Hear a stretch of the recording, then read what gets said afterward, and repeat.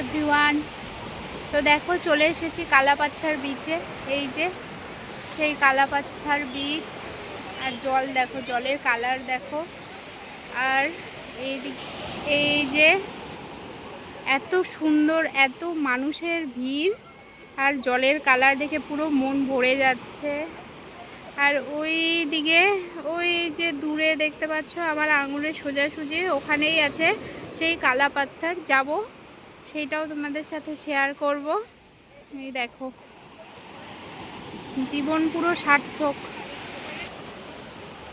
আমার তো মনে হয় ঘুরতে গেলে ঘোরা লিস্টে আন্দামানটাকে রাখা অবশ্যই উচিত। তো দেখো, এই চলে এসেছি পুরো কালাপাত্থার বিচের সামনে। এই সেই কালাপাত্থার, যার কারণে নামকরণ কালাপাত্থার বিচ। আর এই যে কোলা, এই সেই কোরাল, পুরো ডেড কোরাল। আর এখানে সব ভিডিওগ্রাফি সেশন,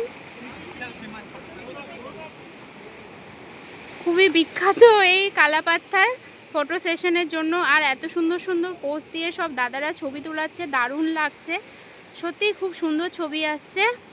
এখানে হাজব্যান্ড বসে আছে, আর এখানে একটা আছে কিউট বাচ্চা, যে নিজের মতো করে এখানে শুয়ে বসে খেলা করছে সমুদ্রের জলে।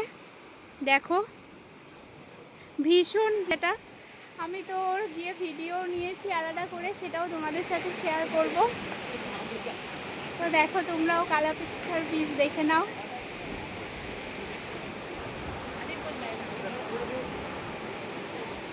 খুব বড় বিচটা, অনেকটা বড়। আর এখানে বালিগুলো এতটাই সাদা, পুরো স্পষ্ট সব।